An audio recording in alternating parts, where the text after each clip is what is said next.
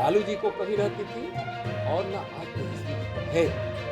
और बाढ़ की त्रासदी में जो लालू जी की सरकार ने पाप किया, जब मैं सीतामढ़ी के दौरे पे गया था, उस समय बच्चे भूख से तड़प रहे थे।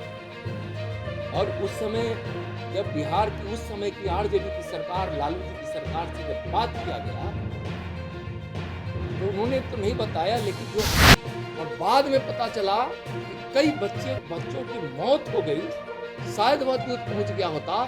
और दूध घोटाला, जो दो मुर्गे बच्चे के लिए, माँ की गोद में, जब माँ के स्तन में दूध नहीं कि माँ भूखी, बच्चे रो रहे हैं, तरफ तरफ कर मर रहे हैं, मौत।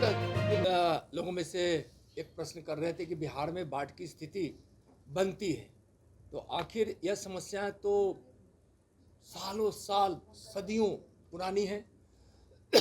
समस्या का कारण हम सब जानते भी हैं, और उस स्थिति से बिहार को निजात मिले जब से प्रधानमंत्री आदरणीय नरेंद्र मोदी जी बने हैं, उस समय से कई प्रयास किए गए। भारत नेपाल की संयुक्त इकाई पंचेश्वर विकास प्राधिकरण की स्थापना की गई। बनते ही 2014 की बात बताते हैं, सितंबर महीने में जैसे उन्होंने शपथ लिया, उसके तुरंत बाद पंचेश्वर बहुउद्देशीय परियोजना के डीपीआर तैयार कर लिए गए हैं, नेपाली पक्ष के साथ साझा किया गया है, और उस पर वार्ता चल रही है कि किस प्रकार से हम आगे प्रगति करें, जिससे नेपाल को भी फ़ायदा पहुँचे और बिहार को भी फ़ायदा पहुँचे। मई 2023 में जब नेपाल के माननीय प्रधानमंत्री जी भारत आए थे, तो विशेष रूप से माननीय अपने देश के प्रधानमंत्री आदरणीय नरेंद्र मोदी जी ने उनसे बात की, और द्विपक्षीय परियोजनाओं को शीघ्र क्रियान्वयन किया जाए, इस पर वार्ता भी हुई। पंचेश्वर बहुउद्देशीय परियोजना के डीपीआर पर चर्चा हेतु विशेषज्ञों की टीम अक्टूबर 2023 में काठमांडू में बैठी थी, और जल्द ही कुछ अच्छे परिणाम पर पहुंचेंगे। सप्तकोशी उच्च बांध अपना बहुत महत्वपूर्ण बांध है, जिसके विषय में बार बार चर्चा होती है। सप्तकोशी उच्च बांध बहुउद्देशीय परियोजना और शून्यकोशी स्टोरेज एवं डाइवर्जन स्कीम, जो कमला परियोजना सहित की डीपीआर भी, उसकी भी तैयार कर ली गई है, और उस पर समझौता की भी सहमति बन गई है। प्रधानमंत्री जी के निर्देश पर जल संसाधन पर संयुक्त समिति लगातार बैठती रहती है, और एक बहुत बड़ी बात है, बिहार की इन आपदाओं से निपटा जाए। पिछले 2024 में माननीय प्रधानमंत्री जी ने जो प्रावधान कराया कि केंद्रीय बजट में 11,500 करोड़ रुपया बिहार के लोगों को जो दंश झेलना पड़ता है बाढ़ का, उसमें उनका दंश न झेले, बाढ़ को नियंत्रित किया जा सके, या बाढ़ की स्थिति में हम उतना नुकसान नहीं पहुंचे जितना हमको बार बार उठाना पड़ रहा है। तो इस तरह से बाढ़ नियंत्रण के लिए 11,500 करोड़ रुपए देना, जो पहली बार हुआ है, और मुझको विश्वास है कि प्रधानमंत्री जी जितना आपदा को लेकर, बिहार के बाढ़ को लेकर चिंतित रहते हैं, माननीय गृह मंत्री जी भी हमेशा मॉनिटरिंग करते हैं, और बिहार के मुख्यमंत्री माननीय नीतीश कुमार जी भी लगातार इस बाढ़ के स्थिति पर निगरानी बनाए हुए हैं। केंद्र सरकार और बिहार सरकार मिलकर, एनडीआरएफ, एसडीआरएफ मिलकर, और सीबीडब्ल्यूसी के कोऑर्डिनेशन से, आईएमडी से लेकर जितनी भी इकाइयाँ हैं, हम सबके साथ कोऑर्डिनेशन में हैं, और ज़रूरत पड़ने पर हम यार सहयोग के लिए भी तैयार हैं। ज़रूरत पड़ेगा तो हम बिहार के बाढ़ के क्षेत्रों में हम हवाई सहयोग जो होता है, यार सहयोग जिसको हम सब बोलते हैं, बिहार को देने के लिए केंद्र सरकार तैयार है। तो हर जगह हम अलर्ट मोड पे हैं और पूरी तरह से तैयार है। हम बाढ़ की स्थिति में हम सक्षम तरीके से हम सफलता प्राप्त करेंगे, हम लोगों को नुकसान नहीं उठाने देंगे। धन्यवाद। आप विदेश में कितने दिन से मालूम है ना?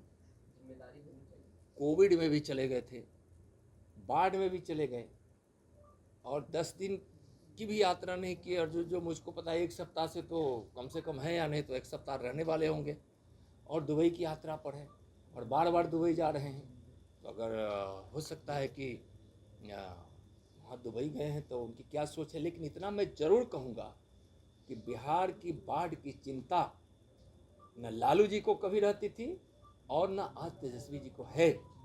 और बाढ़ की त्रासदी में जो लालू जी की सरकार ने पाप किया था, मैं पाप शब्द बोल रहा हूं और मैं उसका गवाह हूं। जब मैं सीतामढ़ी के दौरे पे गया था तो उस समय बच्चे भूख से तड़प रहे थे और उस समय जब बिहार की उस समय की आरजेडी की सरकार, लालू जी की सरकार से जब बात किया गया तो उन्होंने तो नहीं बताया, लेकिन जो हम लोग को पता चला कि उसमें बहुत बड़े पैमाने पे दूध खरीद कर वहां भेजा जा रहा है। तो हम लोग को लगा कि कुछ तो सरकार कर रही है और बाद में पता चला कि कई बच्चों की मौत हो गई, शायद वह दूध पहुंच गया होता।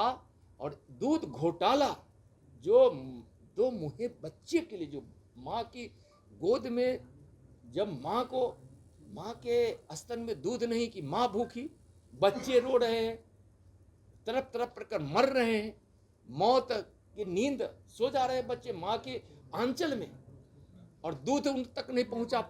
और दूध का हुआ क्या, उस अमूल दूध का, कि सारे घोटाले कर लिए गए।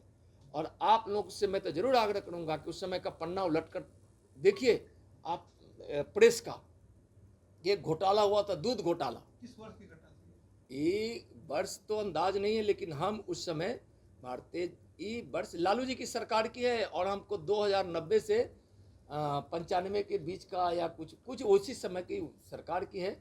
आप तिथि आपको आपके रिकॉर्ड में होगा। ये और सीतामढ़ी में ऐसा? मैं सीतामढ़ी दौरे पे देखा, वह पूरे बाढ़ के लिए बिहार में, और तिथि तो हम आप लोग के पास होगा, तिथि वर्ष भी होगा।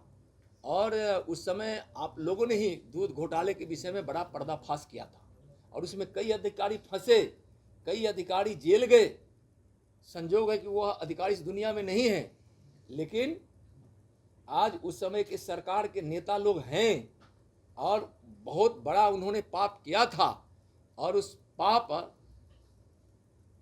करने वालों का कहीं न कहीं ईश्वर तो देखता है। गरीबों की आज जाती है, लगती ही है। इसमें उस समय के घोटालों को मैं याद कराना चाहता हूं। तो क्या बोलेंगे, बाढ़ के समय बच्चों के दूध के घोटाला करने वाली सरकार आरजेडी, आप लोग के दूध घोटाला करने वाली पार्टी और उस पार्टी के नेता श्रीमान लालू जी के पुत्र तेजस्वी जी बिहार में बाढ़ है और उस समय दुबई की यात्रा कर रहे हैं, तो शायद किसी को बताने की जरूरत नहीं है कि वह व्यक्ति के मन में और मिजाज में क्या है। बिहार से कोई मतलब नहीं है, आजकल उनको दुबई से ज्यादा मतलब रहता है। लालू जी बोले हैं हुई है जो कि इम्पोर्टेंट है, अगर यदि इस पर बैठक और या कोसी त्रासदी बिहार ने झेला है। 2023 अभी बीता है, लगभग जो मीटिंग हुई है लगभग साल भर पहले है, और अपने तरफ से भारत ने सारे पहल करके नेपाल को दे दिया है। अब नेपाल अपनी उसकी समीक्षा कर रही होगी और बार बार जरूर भारत अगली बैठक के लिए चाहता है कि शीघ्र बैठक हो जाए और हम उस पर निजात पाए, और नेपाल का उसमें इंतजार है। नेपाल पर हम लोग जरूर लगातार, नेपाल के अधिकारियों से हमारे विदेश मंत्रालय के अधिकारी लगातार संपर्क में है कि जल्दी से जल्द, और भारत सरकार भी नेपाल सरकार से संपर्क में है कि इस समझौते पे आए, ताकि एक जो 11,500 करोड़ की राशि जो दी गई है, जब हम राशि जिन परियोजनाओं में हम यहाँ दिए हैं उसके क्रियान्वयन को भी उससे आप जोड़कर देख सकते हैं कि जब हम उधर के समझौते जो कर रहे हैं तो उसका इधर का जो भारत के हिस्से में जो काम करना है तो बिहार सरकार भी और बिहार को दिया गया है और बिहार भी उस काम को उसके साथ कोऑर्डिनेट करके कर ले।